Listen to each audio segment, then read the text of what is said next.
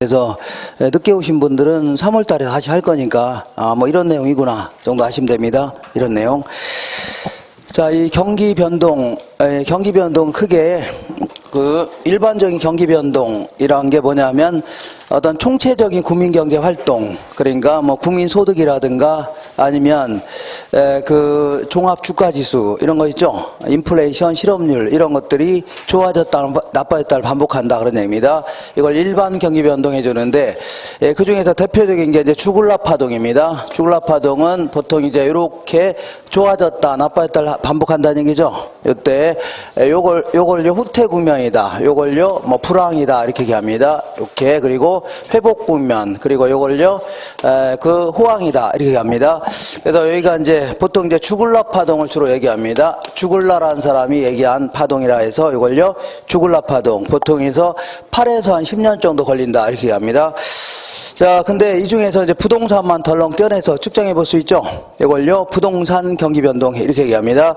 요거는 자, 일반 경기가 불황이다. 불황일 경우에는 뭐 생산도 막 감소되고 고용도 감축되고, 그죠? 종합주가 지수도 떨어지고 소득도 줄어들고 소비도 줄어드는 이런 식입니다. 요건 이제 극복하기 위해서 우리가 이제 가장 대표적인 불황 시기가 언제냐면 IMF 때입니다. IMF죠. 그때 이제 불황을 극복하기 위해서 다양한 정책을 내놨죠. 그래서 이제 다시 바닥치고 좋아지려고 합니다. 그러면 부동산 경기도 이제 나빠졌다 좋아지려고 하죠. 밑에서부터 허가도 맡아야 되고, 착공도 해야 되고, 착공해야 되고, 완공도 해야 돼, 안 해야 돼요? 해야 될 거 아닙니까? 그러니까 남들은 바닥치고 좋아지고 있는데 얘는 아직까지도 바닥을 향해서 치닫고 있는 겁니다. 이런 식으로. 그러면서 착공해서 완공까지는 시간이 꽤 걸리죠. 그러다 보니까 이러한 형태로 진행합니다. 이걸요 부동산 경기 변동 이렇게 합니다. 그래서 부동산 경기 변동은 주로 이제 그 한센이 얘기하는 파동, 그래서 이걸요 한센 파동이다 이렇게 합니다. 보통 이제 17에서 한 18년 정도 걸린다 이렇게 합니다. 자, 그러면 이런 형태가 발생하는 그 특징 볼게요. 보이테. 그 차이는요, 부동산 경기가 일반 경기에 비하여 민감하게 작용하지 못해서 그런 겁니다. 요걸 그 옆에다가 타성기간이 길다 이렇게 표현합니다. 타성기간. 자, 타성기간이라는 것은 어떤 충격을 가했을 때 반응하는 시간차 같은 거 있죠? 요걸요 타성기간 해줍니다. 어떤 사람은 제가 이제 웃기는 얘기하면 뭐 금방 알아듣고 이제 웃는데, 어떤 분들은 가만히 있습니다. 그러다가 집에 가서 그냥 입을 뒤집어 쓰고 막 웃고 계십니다. 이런 분들을요 타성기간이 길다 이렇게 표현합니다. 무슨 얘기 알겠죠? 이렇게. 자, 그래서 이 주기 같은 경우는 일반 경기에 비해서 한 2배 정도 길다 이렇게 표현합니다. 2배 정도 타고요 길다. 그 다음에 진폭은요 정점에서 저점 사이 폭을 진폭이라는 겁니다. 그러니까 진폭은 정점은 높고 저점은 깊기 때문에 진폭은 크다 이렇게 표현합니다. 진폭은요 크다. 그 다음에 후퇴 국면은요 회복 국면은 상대적으로 느리게 진행합니다. 느리게. 그리고 후퇴 국면은요 빠르게, 상대적으로요 빠르게. 다시 해볼게요. 회복 국면은 느리게, 후퇴 국면은요 빠르게 진행됩니다. 그리고 이 주기의 순환 국면 자체가 상당히 불규칙한 이런 형태로 진행합니다. 그 다음에 국지성이다 해갖고 지역적 개별적 현상입니다. 예를 들어서 뭐 서울은 경기가 좋은데 부산은 나쁠 수 있죠. 같은 부산이라 하더라도 서면 쪽은 좀 안 좋은데 해운대 쪽은 좋을 수 있죠. 이런 식으로 다 다를 수 있다는 얘기입니다. 그리고 주거용은 좋은데 상업용은 나쁠 수 있죠. 전부 다 개별적 아니면요 지역적 현상이지만 간혹가다 강가 그 왕왕 전국적 광역적으로 확대되기도 나타난다는 얘기죠. 이렇게 하시고, 그 다음에 순환 국면은 일반 경기에 비해서 뭐 서울이냐 부산이냐 주거용이냐 상업용이냐 이런 거에 따라서 때로는요 병행하기도 하고 같이 움직인다는 얘기입니다. 그 다음에요 역행이라는 얘기는요 거꾸로 움직인다는 얘기죠. 반대로 움직인다. 독립은요 전혀 상관없이 움직인다는 얘기입니다. 전혀 상관없이. 그리고 선행은요 앞서 움직인다는 얘기죠. 이런 식으로 이렇게 될 수 있다는 얘기입니다. 다만 이 모든 걸 평균했을 때 있죠. 평균했을 때는요 후순환한다 이렇게 표현합니다. 전체적으로는요 뒤쳐져서 움직인다. 이걸요 후순환한다 이렇게 얘기하세요.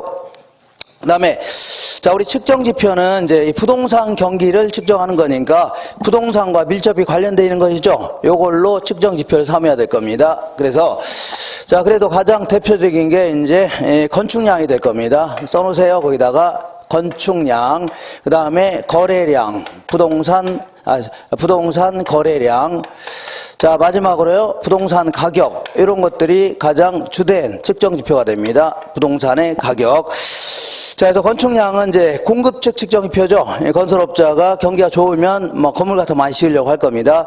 그래서 요거는 뭐 선행이냐 후행이냐 이런 거 좀 하지 마시고 그냥 허가량, 착공량, 완공량 있죠. 이런 걸요 건축량을 하는 거고, 그 다음에 거래량은요 수요측 측정 지표다 해줍니다. 이건 뭐 택지 분양 실적이라든가 주택 거래량 이런 것들이 수요측의 측정 지표다 해줍니다. 그리고 가격은 이제 보조 지표다 해주는데 왜 그러냐면 일반적으로 경기가 좋을 경우 있죠. 이럴 경우는 가격도 올라가는 게 일반적입니다. 근데 거꾸로 가격이 올라간다고 해서 경기가 좋다 이런 거는 잘못된 표현입니다. 왜냐하면 가격이 올라가는 자체가 투기가 적성일 수 있죠. 아니면 외국에서 소입하는 원자재 가격이 비싸지는 바람에 올라갈 수 있는 거 아닙니까? 이걸 가지고 경기가 좋다 할 수 없는 거죠. 그러니까 얘네들은 다른 거와 더불어서 자, 이 보조 지표로 삼는 게 바람직하다 이렇게 해줘야 돼요. 그러니까 요 세 가지를 종합적이고 과학적으로 이렇게 분석해서 경기가 좋다 나쁘다 판단하는 게 뭐 바람직하겠네요.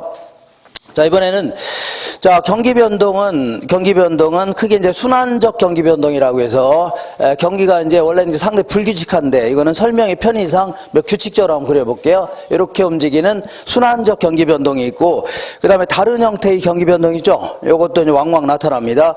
자, 그래서 먼저 이 순환적 경기 변동은 경기 가장 좋을 때를 정점해 줍니다. 가장 나쁠 때를요 이렇게 저점, 다시 정점 이렇게 한 다음에 자, 경기 가장 좋아졌다가 천정치고 나빠지는 시기 있죠. 이걸요 후퇴 국면이다 이렇게 합니다. 그러니까 경기 가장 안 좋은 시기 있죠. 요거를 일반 경기에서는 불황이다 이렇게 하는데 우리 부동산학에서는 이걸요 하향시장 이렇게 표현합니다. 하향시장. 그 다음에 바닥치고 다 좋아지는 시기 있죠. 요거를요 회복시장이다 이렇게 얘기합니다. 경기가 가장 좋은 시기를요 상향시장 이렇게 합니다. 그리고 이렇게 상대적으로 경기가 좋은 시기를요 확장 국면에 있다 이렇게 표현합니다. 자, 뭐 건축량도 많아지고 거래도 많아지고 이렇게 경기가 점점 팽창한다는 얘기죠. 그리고 이런 시기를요 경기가 상당히 위축돼 있다 해서요 이걸 수축 국면이다 해줍니다. 거래도 좀 또 끊기고 건물 같은 거 안 지으려고 하죠. 이런 시기를요 수축 국면 해줍니다. 근데 이때는 확장 국면에서는 가격도 올라가는 게 일반적입니다. 일반적으로 이렇게. 그러니까 가격도 계속 올라가니까 우리 매수자는 얼른 사려고 할 거 아닙니까? 그죠? 근데 매도자가 이거 팔려고 안 팔려고요? 나중에 팔려고 하죠. 그러니까 이때는요 매도자를 잘 설득해야 거래가 이루어지는 겁니다. 그러니까 이때는요 매도자가 중시되는 현상이 나타납니다. 매도자 중시 현상. 자, 반대로 이 시기는 가격이 뚝뚝 떨어지죠. 그러니까 매도자는 얼른 팔려고 하는데 매수자가 살려고 안 살려고요? 안 살려고 하죠. 이때는요 매수자를 잘 설득해야 거래가 이루어집니다. 그래서 이걸요 매수자 중시 현상이 나타난다 해줍니다.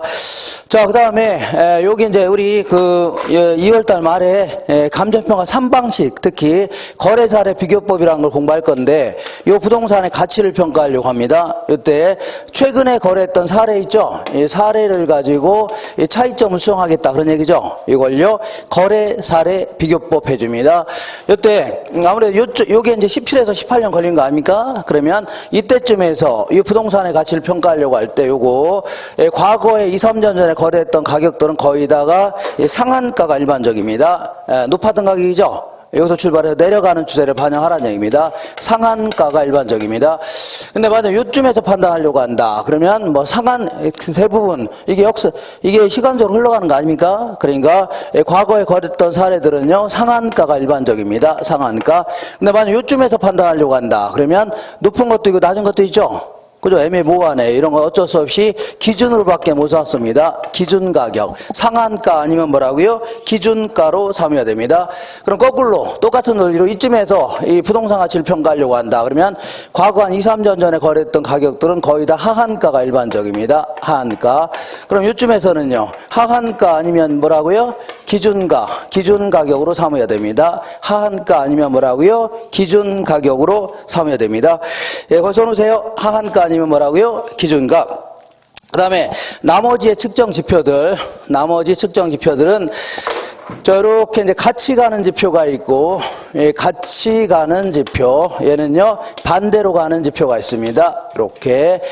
자, 같이 가는 지표는, 그 건축 허가량이라든가, 착공량이라든가, 완공량, 이런 것들, 아니면 택지 분양 실적이라든가, 아니면요, 부동산 거래량, 그 다음에 부동산의 가격, 이런 것들은 같이 가는 지표들입니다. 무슨 얘기 몰라도 일단은 이렇게 기억하세요. 그리고 이제 반대로 가는 지표는 좀 안 좋은 지표들 있죠. 예컨대 뭐 공가라든가 공실률. 자, 공가는 이제 어떤 지역에 빈집이 차지하는 비율을요, 공가율이라는 거고, 공실은요, 임대주택 중에 빈방이 차지하는 비율이죠. 이걸요, 공실이라는 겁니다. 그리고 미분양된 뭐 재고량이라든가 금리 이런 것들은 반대로 움직입니다. 이것도 무슨 얘기냐면, 만약에 경기가 확장 구면에 있다. 확장 구면에 있을 경우는 뭔가 올라가는 거예요? 내려가는 거예요? 뭔가 올라가는 추세죠? 그러니까 확장 구면으로 올라가는 추세 아닙니까? 맞죠? 그러면 얘들도 같이 움직인다는 얘기입니다. 자, 아무래도 경기가 좋으니까 허가량, 착공량, 완공량 늘어나겠죠? 분양 실적도 늘어나고 거래량도 늘어나고 가격도 올라가는 게 일반적입니다. 근데 이제 경기가 좋을 경우는 아무래도 공가라든가 공실은 줄어들겠죠? 아파트 안 팔린 거 별로 없을 겁니다. 그리고 이때는 금리가 낮아 있어야 됩니다. 왜 그러냐면 이때는 사람들이 투자를 늘리려고 하는 거 아닙니까? 그죠? 그러면 부동산은 비싸요, 싸요? 비싸기 때문에 은행에서 돈 빌려야 되는데 금리가 낮아 있어야 투자를 늘리려고 할 겁니다. 계속 투자하려고 하는데 금리가 갑자기 올라갔다 그러면 거꾸로 떨어질 수밖에 없는 겁니다. 그러니까 요 시기는요, 금리는 낮아 있어야 돼요. 이자율은. 이해가 되겠죠? 이렇게. 그리고 다른 형태의 경기 변동이다 해서 그 밑에 계절에 따라 정기적으로 나타나는 변동이 있죠. 예를 들어 대학교 앞에 같은 경우는 방학 때면 썰렁하죠. 그 다음에 개학이 되면 호황이 될 거 아닙니까? 이런 걸요, 계절적 변동이다 이렇게 표현합니다. 계절적 변동. 그 다음에 그 밑에 50년 이상 기간으로 측정되는 나중에 인근 지역의 수명현상이다. 그래서 성장기, 성숙기, 쇠퇴기, 천이기, 악화기 이렇게 변해나가는 거 있죠. 이런 식으로 변해나가는 걸요, 장기적 변동이다 이렇게 표현합니다. 장기적 변동. 이렇게. 그 다음에 지진이라든가 홍수, 전쟁, 정부 정책 변화 같은 거 있죠. 그래서 이런 것 때문에 예기치 못한 사태로 갑작스러운 불규칙 변동이 있죠. 이런 것들을요, 무작위적 변동이다 이렇게 표현합니다. 무작위적인 변동이다 이렇게. 자, 그 다음에 그 밑에 이제 요거는 보통 이제 17에서 한 18년 정도 걸리는 어떤 뭐 중장기적인 순환이라면 우리 간혹가다 주변에서 2, 3년에 한 번꼴로 부동산 경기가 좋아졌다는 아파트를 반복한다는 얘기죠.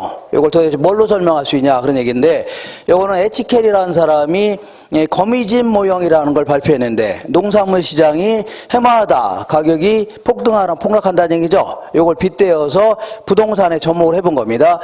예를 들어 2016년도가 있고 2017년도가 있고 2018년도가 있는데 2016년도에는 마늘이 과소 생산됐습니다. 과소. 그러니까 김장철에 마늘이 나와 있는 게 많아요, 적어요?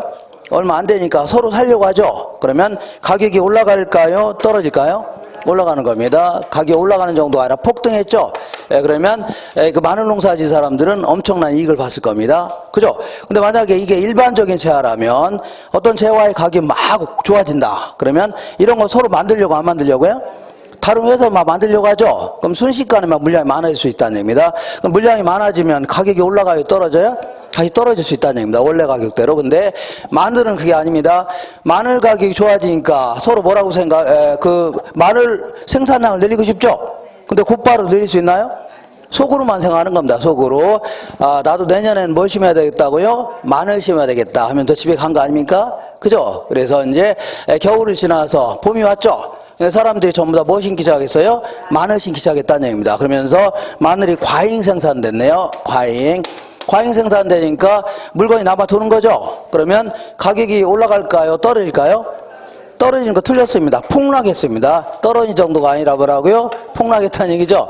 그러니까 마늘 농사지 사람 다 망한 거 아닙니까? 급기야는 내다 파는데 수송비가 더 들어갔다는 얘기죠. 그래서 땅에다 묻어버린 판이 됐는데, 만약에 이게 일반적인 재화라고 치자. 일반적인 옷 같은 거라다. 어떤 옷이 있는데 가격이 뚝뚝 떨어진다. 그럼 이런 거 만들려고 안 만들려고요?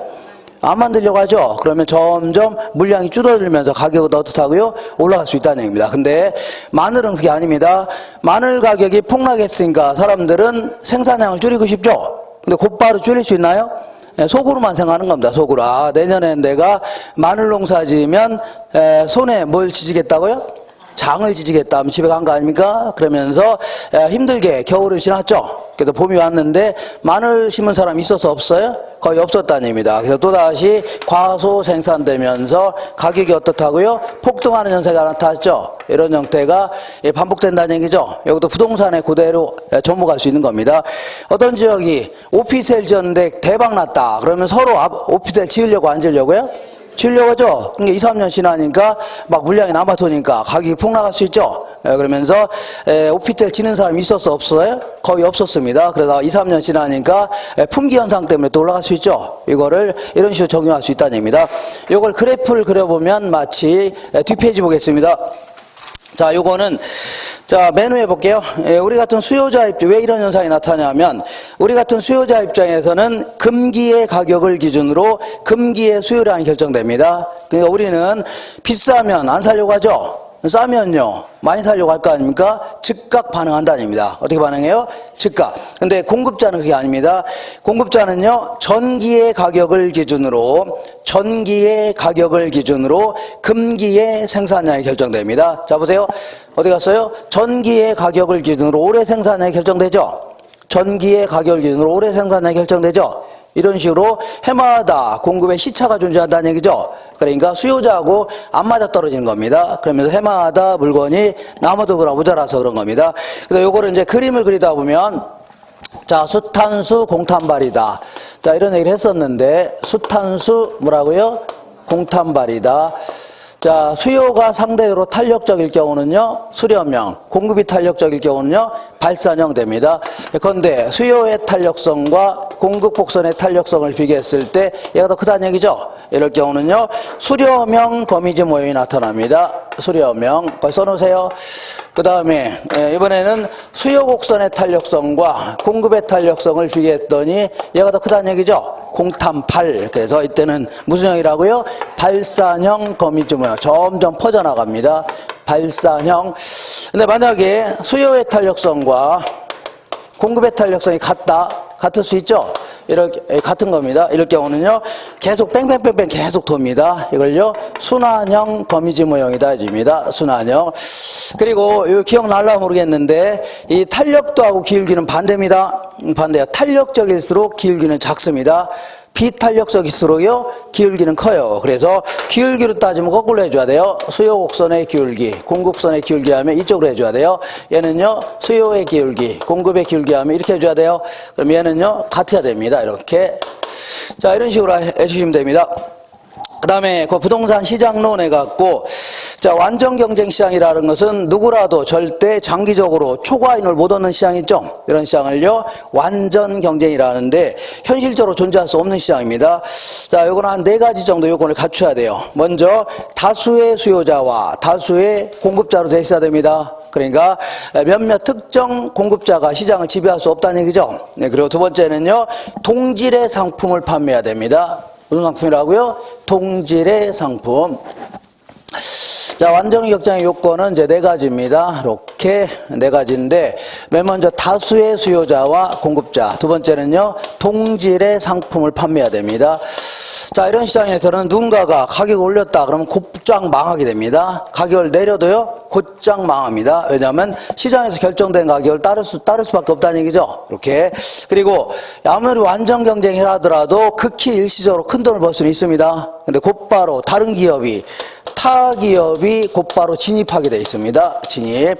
그 다음에 장사 안 되면요, 퇴거도 자유롭다는 얘기죠.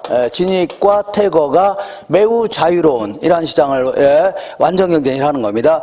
자, 그리고 이런 시장에서는 정보를 가지고도 절대 큰 돈을 벌 수 있어 없어요? 없다는 얘기입니다. 그래서 완전한 정보를 공유한다 해줍니다. 완전한 정보를 공유한다. 자, 그러니까 여기서 완전한 정보라는 것은 현재 공표되어 있는 정보뿐만 아니라 공표되지 않은 정보 있죠? 이거마저도 모조리 시장 가치에 반영되어 있다고 가정하는 겁니다. 알겠나요? 공표되어 있는 정보뿐만 아니라 공표되지 않은 정보마저도 모조리 시장 가치에 반영되어 있다. 이런 시장을 뭐라고요? 완전 경쟁이라는 겁니다. 자, 현실적으로 존재할 수 없는 시장입니다. 그 밑에 볼게요. 이 부동산 시장은 어떠한 특성을 가지고 있나 볼게요. 먼저 내가 여기다 원룸 지어서 굳이 서울에다 광고할 필요 있나요? 서울 사람이 여기서 주무시고 가지는 않겠죠. 이런 식으로 부동산 활동의 범위가 지역적으로 좁아지게 하면서 지역마다 가격, 임대료 이런 게 다 달라진다는 얘기죠. 이걸요 국지성이 있다 이렇게 표현합니다. 자, 써놓으세요. 무슨 성이 있다고요? 국지성이 있다. 두 번째는요, 자, 개별성 이런 것 때문에 그 거래 내용을 자꾸 숨기려고 하는 경향이 강합니다. 내가 우리 아파트가 층간소음이 좀 있는데 이걸 굳이 떠벌리면서 팔으려고 해요? 아니죠. 이렇게 자꾸 거래 내용을 어떻다고요? 내용을 숨기려고 합니다. 이걸요 비공개성이다 이렇게 얘기합니다. 비공개성.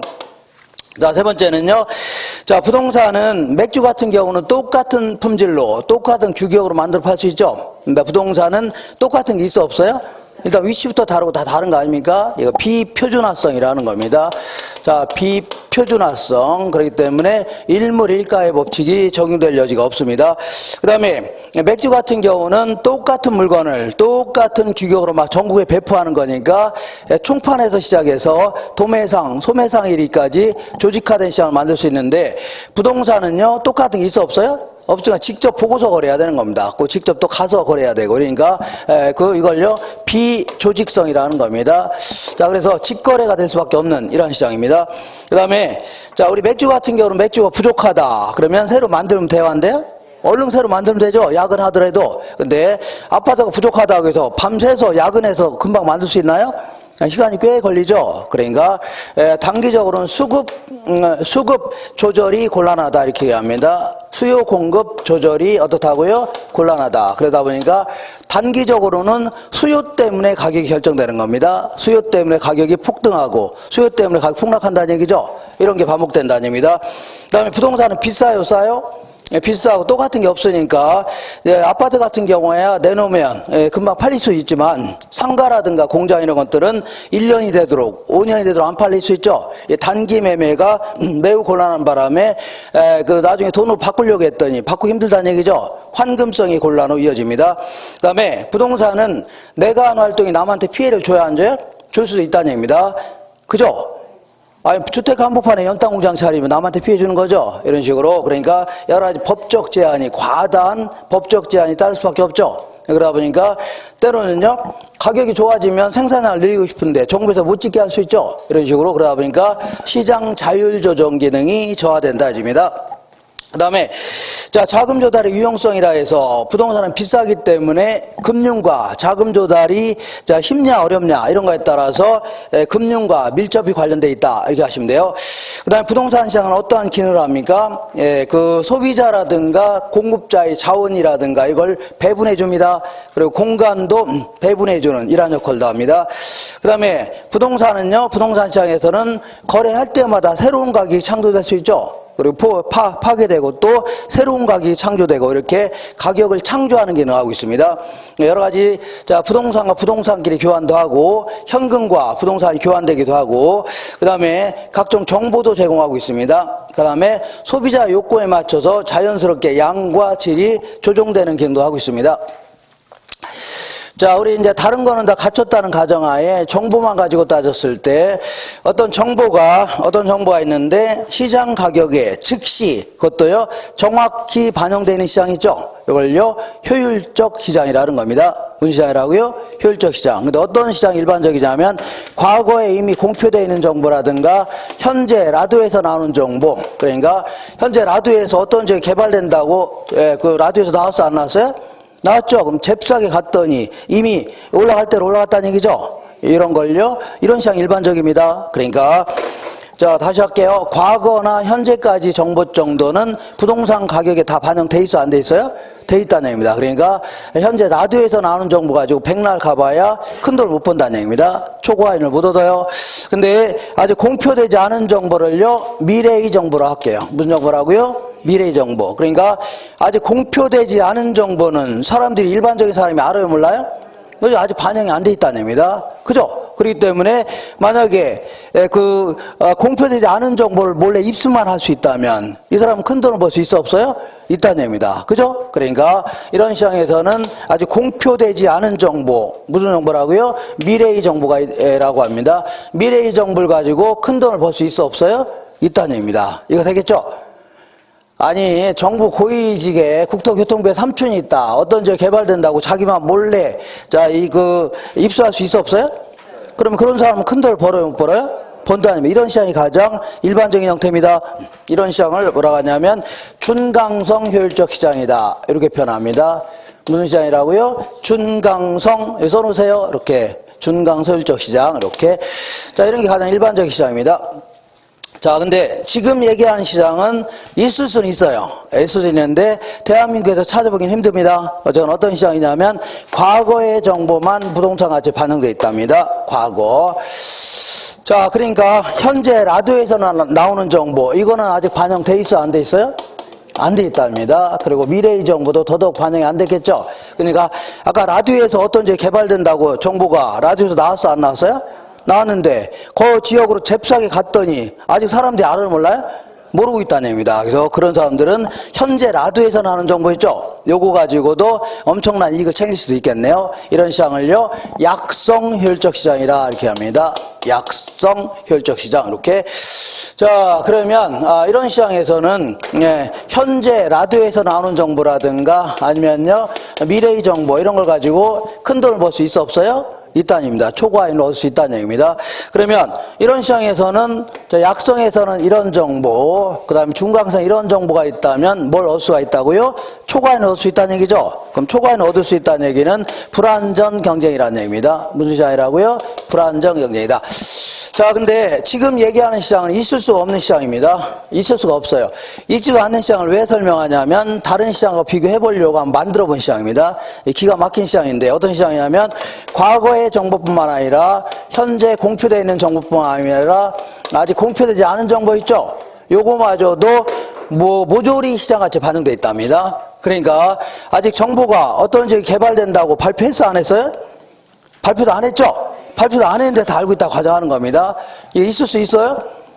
발표도 안 했는데 다 알고 있답니다. 무슨 귀신입니까? 있을 수가 없는 거죠. 이거 한번 만들어 본 시장입니다. 이런 시장을요, 강성 효율적 시장이다 해줍니다.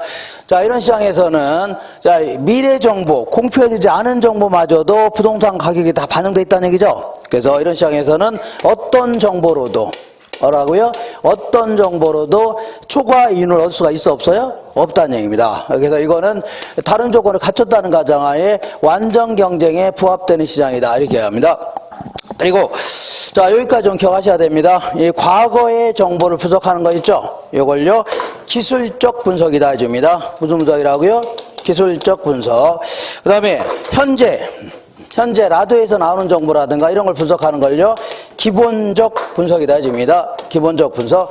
자, 요거 아주 요거 상당히 요걸 많이 틀리는데 자 보세요. 자, 이 약성에서는 과거의 정보는 이미 반영돼 있어, 안 돼 있어요? 돼 있습니다. 이것도 정확히 반영되어 있는 겁니다. 그러면 과거의 정보를 분석한 걸 뭐라고요? 기술적 분석이라는 거죠. 그러니까 기술적 분석을 통해서는 절대 큰 돈을 벌 수 없는 겁니다. 알겠죠? 이미 과거의 정보는 이미 정확히 다 반영되어 있는 거 아닙니까? 과거의 정보를 백날 분석해야 소용이 있어 없어요? 없다는 얘기입니다. 기술적 분석. 근데 약성에서는 현재까지 정보는 반영되어 있어, 안 돼 있어요? 안 돼 있죠? 그러니까 기본적 분석을 통하여 초과인을 얻을 수 있다. 이렇게 맞는 겁니다. 라디오에서 무슨 정보가 나오면 나름대로 분석해야 돼, 안 해야 돼요? 이런 걸 기본적 분석이라는 겁니다. 이거 되겠죠? 그럼 질문해 볼게요.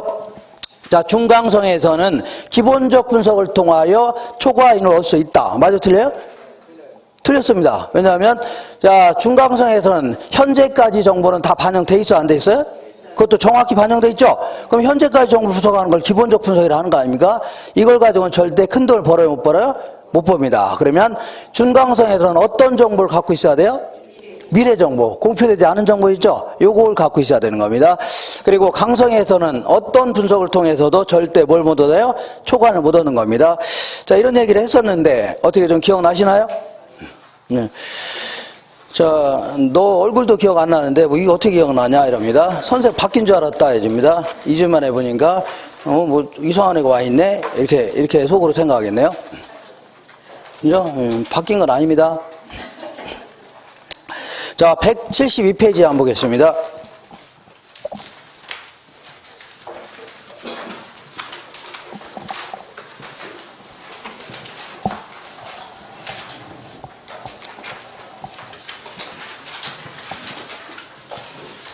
자, 오늘은 이제 입지 이론이라는 걸 공부할 겁니다. 입지 및 공간 구조론 해서. 자, 일단 거기 볼게요. 입지라는 게 뭐냐면, 입지 볼게요. 1번에 입지 써 있죠? 두 번째 줄 맨 끝에 보니까 입지 주체가 자리를 잡고 있는 장소. 우리 학원은 어디에 있어요? 호평역 앞에 있죠? 여기 입지하고 있는 거 아닙니까? 이걸 입지했다 해줍니다. 그러면 입지 선정은 또 뭐냐? 입지 선정은 첫 번째 줄 볼게요. 입지 주체가 요구하는 자연적, 사회적 여러 조건을 갖춘 토지 이런 거를 찾아 나가는 거 이걸 뭐라고요? 입지 선정이라는 겁니다. 예를 들어 내가 빵집 하려고 하는데 어디가 가장 적합한지 이렇게 찾아 나가는 과정이 있죠. 이걸요 입지 선정이다 이렇게 합니다. 입지 선정. 이때 이제 입지 선정 크게 두 가지 내용을 다 입지 선정이라는 겁니다. 두 가지 내용. 자, 그러니까 이거는 입지론이라는 게 있고, 요거는요 적지론 이렇게 해줄게요. 자, 입지론이라는 것은 주어진 용도가 있다고 치자. 주어진 용도. 예를 들어 내가 빵집 하려고 하는데 빵집을 어디서 하는 게 좋을래나 이거와 관련된 이론을 뭐라고 하냐면 입지론 해줍니다. 입지론. 꼼짝 못하니까 뭐 지하철역에 있는 땅을 가져올 수만 있다면 이런 불필요하겠죠. 그러니까 이거는 부동성 때문에 이런 이론 나오겠네요. 부동성 이렇게. 근데 적지론이라는 것은 주어진 토지가 있다고 치자. 어떤 땅이 있는데 여기다 무엇을 하는 게 가장 적절한 용도가 될 것인가, 무엇을 하는 게 가장 적합한 입지가 될 것인가, 요거와 관련된 이론을요 적지론 해줍니다. 예를 들어 내가 어떤 땅을 하나 다 갖고 있는데 이걸 어떤 용도로 쓰는 게 가장 최적의 입지가 될 것인가 이거죠. 이런 걸요 적지론 해줍니다. 적지론. 이거는요 이걸 만약에 이 한 가지 용도로밖에 못 쓰게 돼 있다 그러면 이론이 나올 수 없는 거죠. 그러니까 용도의 다양성 때문에 그런 겁니다. 용도의 뭐라고요? 다양성 때문에 이론이 나오는 겁니다. 어쨌거나 이 두 가지를 합쳐서 뭐라고요? 입지 선정론 해줍니다. 입지 선정론. 그래서 입지 선정론은 이렇게 보겠습니다. 이쪽으로 좀 올게요. 자, 입지 선정론은 이쪽으로 와서, 자, 이렇게 크게 이제 주거지와 관련된 입지 선정론이 있고, 주거지, 그 다음에 상업지, 상가 이런 걸 얘기합니다. 그 다음에 공업지, 마지막으로요 농업지. 이렇게 한 4가지 정도 나눠볼게요. 그러면 입지, 우리 지금 앞으로 이제 공부할 입지론에서 이제 구성하고 있는 내용들, 입지 선정론에서 구성하고 있는 내용은 크게는 2가지입니다. 크게는 첫 번째는요 입지와 관련된 조건, 입지 조건. 자, 어떤 조건을 갖춘 땅을 찾는 게 좋을래나 그런 얘기죠. 그러면 주택 같은 경우는 쾌적한 게 좋아요? 지저분한 곳이 좋아요? 쾌적한 게 좋을 거 아닙니까? 그러니까 이 쾌적성을 최고로 치는 겁니다. 쾌적성 이렇게. 자, 요즘같이 그 여러 가지 전염병도 많이 생기고 이런 지역보다는 아주 쾌적한 동네 있죠. 앞에 호수도 있고 이런 게 좋겠네요. 그죠? 호수도 있고 뒤에 산도 있고 그러면 좋잖아요. 이렇게. 그리고 생활도 편리해요? 안 편리해야 돼요? 편리해야 될 거 아닙니까? 그러니까 주변에 학교 같은 거, 애들 학교도 좀 적당히 갖추고 있어야 되고, 종합병원 같은 게 좀 좋겠죠? 아프면 얼른 갈 수도 있고, 이렇게. 교통 같은 것도 좀 편리해야 될 겁니다. 생활의 편리성, 이런 걸 좀 갖춰야 됩니다. 이렇게. 자, 그 다음에 상업지는요, 상업지는 뭐니 해도 뭐예요? 뭐니 해도 뭐니 해도요? 뭐니 조금 지저분하더라도 돈이 잘 벌리면 최고죠. 그러니까 수익성을 최고로 치는 겁니다. 수익성. 그 다음에 공장은요 어디 입지하는 게 좋냐면 어떤 공업 생산성이 좋아야 될 거 아닙니까? 그죠? 그러니까 생산성이 좋으려면 뭐 생산비도 좀 절감될 수 있어야 되고, 그 다음에 시장이라든가 아니면요, 원료 산지까지의 수송비 같은 것도 좀 절감될 수 있는 이러한 장소가 최적의 장소가 될 수 있을 겁니다. 그 다음에 농지는 농사가 잘 지어져야 될 거 아닙니까? 농업 생산성이 좋아야 되기 때문에 토양도 해당 작물에 적합한 토양이어야 되고, 그 다음에 기후 같은 경우에도 뭐 적절한 기후가 돼야 될 겁니다. 이런 것들이 어떤 최적의 입지 조건이 되는 겁니다. 이 입지 조건인데, 옛날에 이제 우리 중개사 시험이 이제 요번에 여러분들이 합격할 시험이 31회입니다. 근데 이제 물론 우리 반은 이제 전부 31회 때 합격할 것인데, 다른 데는 뭐 33회까지 가는 사람도 있을 겁니다. 근데 어쨌거나 자, 이 10회 있잖아, 10회. 그래, 옛날에 2000년도 이전까지 문제 보면 문제가 아주 골 때렸습니다. 뭐 때렸다고요? 골 때리는 문제가 많았어요. 그래서 그 문제 같지도 않은 문제이죠. 이런 굉장히 많았습니다. 그래서 다음 중에 자, 이 주거지와 주택과 관련된 입지 조건 중 바람직하지 않은 것은 이렇게 물어보기도 했습니다. 이건 진짜입니다. 문제 진짜 있어요. 근데 이거를 여기다 이런 데 올려놓으면 창피하니까 안 올려놓은 겁니다. 일단 주변에 학교 같은 게 잘 갖춰져 있다. 이거 어때요? 괜찮네요. 그 다음에 병원 같은 게 좀 잘 갖춰져 있다. 뭐 이것도 괜찮네요. 그 다음에 뒤에 산 같은 게 있어서, 자, 여름에는 시원하고, 여름에는 뭐라고요? 시원하고, 겨울에는 따뜻하다. 뭐 이런 거 어때요? 따뜻하다. 뭐 괜찮죠? 그 다음에 네 번째는 앞에 호수가 딱 있어서 아주 뭐 경치도 좋고, 마음에 안정감을 줘서 좋다. 이것도 어때요? 괜찮아요. 근데 5번이 어떻게 했냐면, 이렇게 움푹 패인 곳에 입지해야 안정감이 있어 좋다. 이렇게 써 겁니다. 진짜 이렇게 나왔습니다. 움푹 패인 곳에 있어야 안정감이 있어 좋다. 그래서 어떤 사람은, 요걸로 답한 사람이 있습니다. 요걸로. 왜냐면 여름에는 좀 더운 게 여름 아닙니까? 여름 더워야 여름 같지. 겨울에는 좀 추워야 겨울 아닙니까? 이렇게 하면서 요걸로 답했는데 이 사람 떨어졌습니다. 뭘 답해야 돼요? 5번을 답해야 된다. 왜냐하면 이 사람은 이제 평상시에는 잘 왔다 갔다 보이는데 비가 많이 온 날 있죠? 집에 들어가는 건 봤는데 비가 그치니까 나오는 모습을 못 보는 겁니다. 안타깝네, 이 사람. 물이 찰랑찰랑 차니까. 그죠? 이렇게 지나치게, 자, 비 오면 자꾸 침수되는 지역 있죠? 이런 지역 그다지 좋아요, 안 좋아요? 안 좋다는 얘기입니다. 이거 진짜 물어보기도 했습니다. 그래서 이런 거가 이제 우리 그 교재를 보면 173페이지에 보시니까, 자, 아래쪽에 용도별 입지 조건이다 해서 주거지 같은 경우에는 여기 기상 조건이라든가 자연적 조건 이런 거 있어 없어요? 그 밑에 공해가 있으면 좋아요, 안 좋아요? 이런 게 이제 이런 거 쭉 적어 놓은 겁니다. 그래서 이런 것들은 최근 10년 동안 물어본 적이 한 번도 없습니다. 그리고 앞으로 물어볼 가능성도 만약에 있다면 상식적으로 답하시면 돼요. 그냥 상식적으로 답하면 돼요. 아까처럼. 그래서 이거는 나올 가능성이 거의 없습니다. 그러면 도대체 뭘 나오냐? 여기 적게는 2문제, 많게는 3문제를 물어보는데, 요걸 물어봅니다. 뭘 물어보냐면, 소위 입지 이론이라고 해서, 이거는 이제 주로 서양에서 이제 그 대학교 교수들 있잖아요. 서양의 교수들이 한 40년, 30년 그 대학교에서 강의하시는 분들 있죠? 이런 분들이 강의를 한 1년 정도 하게 되면, 그다음부터는 연구해요, 안 해요? 별로 안 합니다. 왜냐하면 1년 동안 한 거 있죠? 계속 울고 먹는 겁니다. 이렇게. 그러니까 연구도 별로 안 하고, 나중에 40년 정도 되면은 월급도 많이 안 가져가요? 학교 입장에 기분 나쁘니까 논문 좀 제출하라 할 거 아닙니까? 그러면 이제 제출해야 되죠? 근데 이 논문을 딱 보니까 우리가 딱 보는 순간, 에이, 별거 아니네. 이렇게 하면 그분 입장에서는 기분 좋아요, 안 좋아요? 안 좋을 겁니다. 그러니까 가능하면 요상한 기호라든가 요상한 그림 같은 거 있죠? 총동원해서 만들려고 할 겁니다. 그러니까 우리가 딱 보는 순간, 야, 이거 무지막지하게 희모한 이론이다 이렇게 생각했지만 사실은 결론만 딱 아시면 돼요. 별거 아닙니다. 얘기하고자 하는 얘기는 거의 별거 아니에요. 그냥 이렇게 이상한 그림 같은 거 그려서 설명할 뿐입니다. 그죠? 그래서 요걸 물어봅니다. 요거를.